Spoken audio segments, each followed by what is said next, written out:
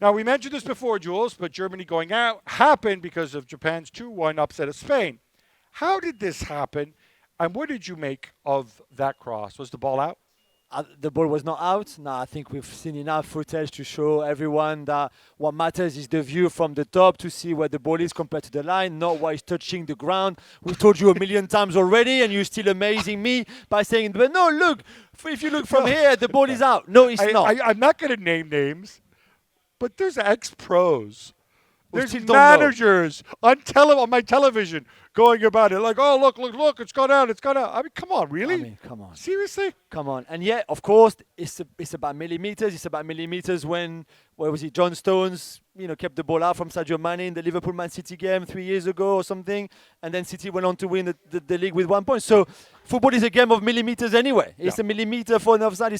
So this is a millimeter. Well done to Japan for an incredible comeback. Is once Moriyasu again. a genius or is he a fool? Well, in the first half, he's a fool, and in second half in his career, he's a genius. It's amazing. When you put out your good players, when you send Kaoru Mitoma at halftime, guess what happens? You score goals and you play better. Word on Luis Enrique? I've got an issue with that team. I have to say, I'm not sure if it was the right call to take off Morata and to keep Dani Olmo, for example, who I thought had a terrible game through the whole 90 minutes. And at times, it's not vertical enough, and it's too horizontal, and it's too slow.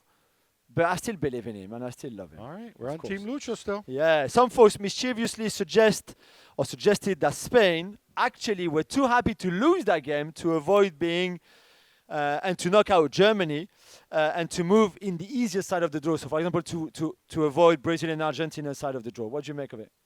Come on now, seriously. I mean, there have been people in Italy saying. In fact, there's somebody right here, our colleague Hugo Sanchez, also suggesting that. I don't believe this at all. I do not believe it. It's so far from the way Luis Enrique thinks that no, I don't buy this for 1 minute. Better to face the fact they were bad and they couldn't score against Japan. Yeah. Croatia and Belgium battled to a 0-0 draw, and there's heartbreak for Romelu Lukaku, who ends the game in tears after missing a handful of chances. Do you have sympathy, Jules? I do a bit. I understand you miss chances. I think everybody has missed chances in his life. Some of them were big chances. This is someone who's not fit, full stop, who's not much fit either. And I think to send him on at halftime because you're in trouble, to try to save you and qualify you for the last 16 is also a big task. And I think he felt that pressure, especially because he wasn't fit. Had he been fit, maybe that extra second for the deflection or for when the ball, he can't react enough and he hits his stomach, and then maybe he would have been there. But the one where he hit the post, he had the good look. That to me is the miss. Yeah. That this one is to me is the the miss. Yeah, right. I think this one, he could even kind of fake the shot and comes inside and score, and there's no one there. There's no Livakovic, there's no defender. Yeah, they're bad misses. I can understand his frustration. But again, this is not where Belgium were knocked out. Not just in those last 10 minutes when he had 2 chances. They were knocked out because they messed up massively against Morocco, for example. I love Lukaku, but Belgium, based on what they did, they deserve to go out. And that includes the performance against Canada. Exactly. Roberto Martinez, continuing with Belgium, is out as Belgian boss. His contract was coming to an end anyway, and he said he was leaving. We saw that coming, but it's still the end of an era for him and maybe for some players of that golden generation. Yeah, it certainly is, and they're gonna retrench. They're gonna reload. I think when we talk about sort of production lines of talent, Das Reboot, all this stuff, you cannot legislate for the absolute superstar, for the Kevin De Bruyne being born. You can't do that. You can, if your youth development is correct, have an assembly line of pretty good players, and maybe among them, if you're lucky, you'll have a De Bruyne or a Pedri or a Musiala. It's as simple as that. But this generation, so many together in one go, probably won't happen again for some time. As for Roberto, I hope he goes back into club management. He will, sure. I think he will. Surely. Morocco, meanwhile, are through as group winners, defeating Canada 2-1. Hakim Ziyech, once again, the difference maker. Yeah, not just him. I mean, Youssef Niziri took his goal really, really well. We saw his dad in tears in the stands as well. I think it's an amazing story. And Walid Regragui, who's Paris born and bred, of course, the Morocco head coach, is doing an amazing job considering he just took over Vahid Alilozic just not long before this World Cup, but they play with belief, they play with cohesion, they play with heart, and then they have special talent like Ziyech, like Hakimi, like Buffal even, who's having a really good World Like Cup. Mazraoui too. By the way, we had lunch the other day, me and Nida Manua and producer Mike and Mo as well. And the Mazraoui family were just behind us. So well done to them. And all my Huyas from Morocco, well done. Now I hope they can continue in this competition because it's a wonderful story. And the fans are incredible, of course, as well. Talking about fans, Argentina, Gab, also win their group after defeating Poland 2-0. Gab, you were there. How did they look? Was that their best performance? It was their best performance out of the three, which isn't perhaps saying that much. Yeah. I can tell you, after Messi missed that penalty, when I was actually happy he missed the penalty because that should have never been a penalty. Yeah, that was an uncharacteristic bad call from a very good referee, Danny McAlee. Even after going and looking at it on the VAR, but they kicked it up a notch in the second half. Alexis McAllister getting the start. I think he contributed something. I still don't understand Scaloni reshuffling his team all the time. Yeah. Obviously, he's looking for something. I guess he's guided by form rather than reputation. Which is a good thing. Maybe not a bad thing. Yeah. A word on the Argentina fans. We're told there's something like 40,000 of them here in Doha.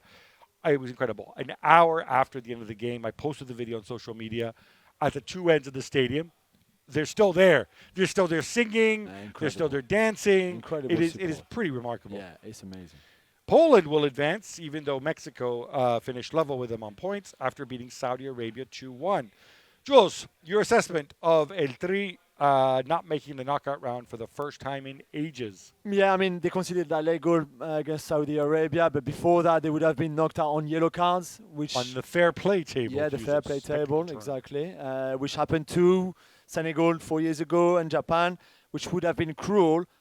However, and again, this is not in that game that they didn't qualify, they lost the qualification, is before by the fact that they approached the game against Argentina in such a negative way, for example, that they could not beat Poland in the first game. We blame Tata Martino in the last show.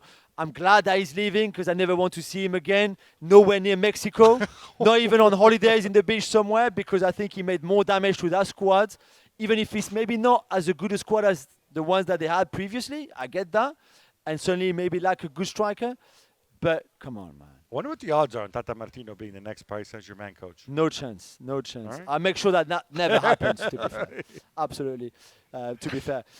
Brazil, Gab, had not lost a group stage in a World Cup since 1998, and tonight they play Cameroon. Tell me they haven't lost. Well, Jules, sorry to report they did lose. What? 1-0 late. Vincent Aboubakar goal. He was already booked. But still removed his shirt, held it up, Messi, like, it's happening. These are wonderful. He will live off, he will live off this goal, right? And this he will. forever now. He should. Chiche played the B team, which I think was the right decision. Yeah. You saw different solutions as well. Guys getting a run out. All I can say is well done to the indomitable Lions. They knew it was an absolute long shot. They got the 3 points. I think where they screwed things up again, I think they're going to go back and kick themselves for some of their earlier performances in this group. Yeah. Because when they look back at the other group, and you're going to get to them in a minute, Serbia and Switzerland, they felt that maybe they could have gone through. Definitely. And that brings us, in fact, to Serbia and Switzerland.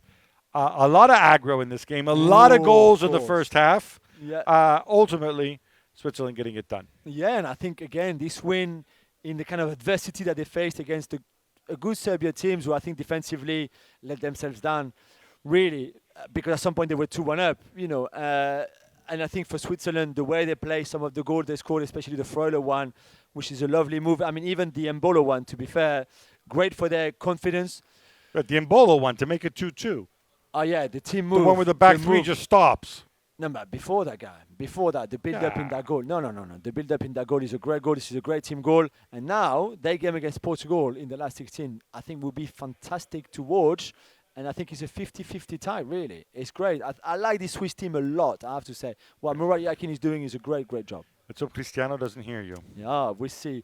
Plenty of drama as well in the Ghana-Uruguay game. Gab, you were there. Should Uruguay feel hard done by? Again, in the end, they had their stinker earlier on in the group, right? Yeah. So you can't really go and complain.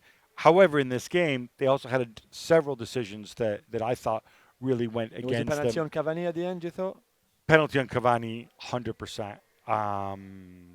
You know, He you could plays it well, but I can see he why. plays it, but yeah. And the other one, the defender got the ball. The one where, by the way, the referee Daniel Siebert.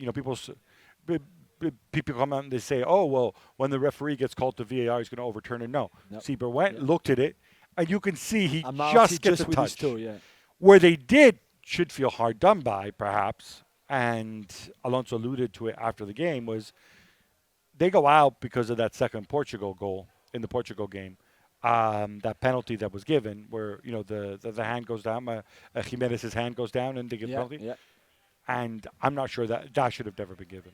Yeah, yeah. At least yeah, as I see it. Maybe. And Luis Suarez, of course, potentially the last game in his international career. Yeah, tears. Suarez crying on the bench, and I asked you, I felt bad for him. No sympathy. Definitely not. No sympathy. I don't know why he's crying. And then after the game, he said like, "Oh, it's not the time to talk about my international retirement, possible, blah blah blah." I have more sympathy for Edinson Cavani. Hopefully, it's not his last name. My boy. As we mentioned, South Korea are through as they beat Portugal, who had already qualified. Jules, it took a late goal to get it done. Yeah, I didn't wear the shirt, of course, because South Korea boys are my kings of the day, and I know it brings back memories of Byron Moreno. I don't want to see this. 2002, remember Italy were knocked out by South Korea. But anyway, this is a team that I've loved watching so far in this tournament, and I would have been gutted that they get knocked out.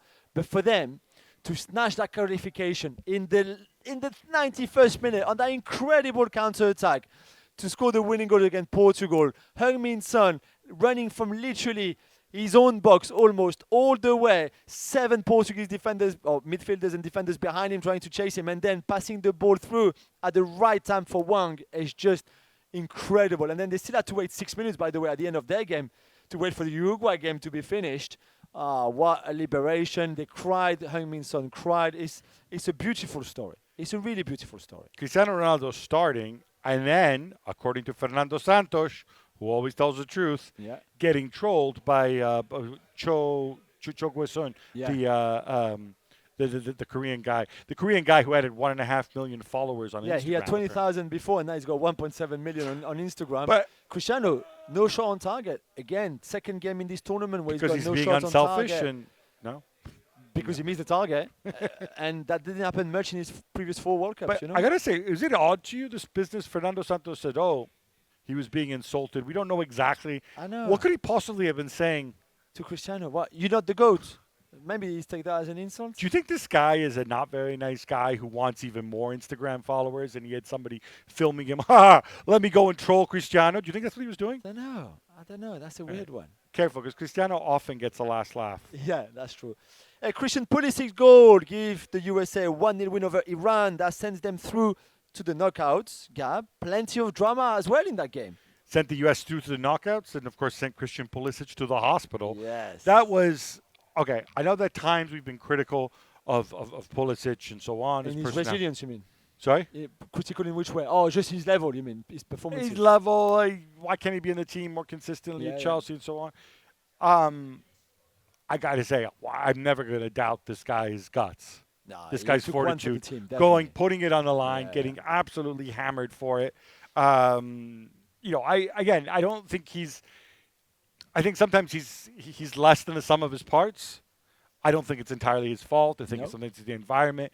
Maybe Chelsea's not right for him, but that was tremendous. A tremendous performance, I thought, all round from the U.S. Tyler Adams once again. Yunus Musa defensively making that change, putting on Cameron Vickers or Cameron Carter Vickers. Carter Vickers, I thought they played it correctly. For Iran, heartbreaking. I read a whole piece about Saeed Ezzatolai at the end. And I got to say this again for those. Go read my piece. But I was just struck. This guy, he was just sobbing and crying so much. We found out as well his best friend had been killed in the protests in Iran. I was struck. I've never met Josh Sargent. I don't know Josh Sargent. To me, he's just a guy who, with the funny hair or whatever. He goes over. He's got one shoe off because he'd been fouled. He'd been hit hard. And you just see him hugging, embracing Izatolahi on the ground, helping him up. Not just him, others, McKennie, Timothy Weah coming over. I just thought it was a real sense of It was humanity, indeed, yeah. real sense of solidarity between players. Yeah. England, meanwhile, defeat Wales 3-0 to top their group. Jules, did you learn anything? And are they quietly actually very good? I think they've got an amazing squad. You know that I'm not a big fan of the manager, of course, but I think they've got a great squad. And if it clicks, and if they do well, and if they defend well, then I think they can go really far in this tournament. Did we learn a lot from that Wales game? I didn't think so. We learned that Marcus Rashford was maybe back to his base, which is great for him and for England. I expect him to start against Senegal now ahead of Raheem Sterling, for example. Ooh, you need to drop Sterling. Yep. Yes, please. Is that possible, please? I thought he loved Sterling. Yeah, maybe he does. But I don't think right now Sterling is better than Rashford, so I would pick Rashford personally. And apart from that, it was still a very average first half from England, full stop. But they scored 2 goals in 2 minutes early in the second half, and then the game was gone because Wales are not very good either. It is kind of funny when you think about sort of the progression, though, in the tournament, right? So they have the opener. They score 6 goals against Iran when Iran are in an absolute state because of what's happening, right? Yeah. Then they play against the U.S. and was it 0 shots on target? Yeah. Something like that. And then they play Wales, who, let's face it, are effectively, are out of the tournament playing with 9 men or whatever. I don't know, man. It's hard to gauge where England are, really. It's going to be a big test, I think, against Senegal.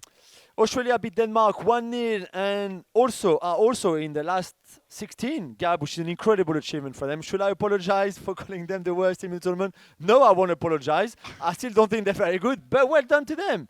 Oh, absolutely well done. Well, this is what happens in football, right? Yeah, exactly. It's 90 minutes. Stuff happens. Don't draw too many conclusions.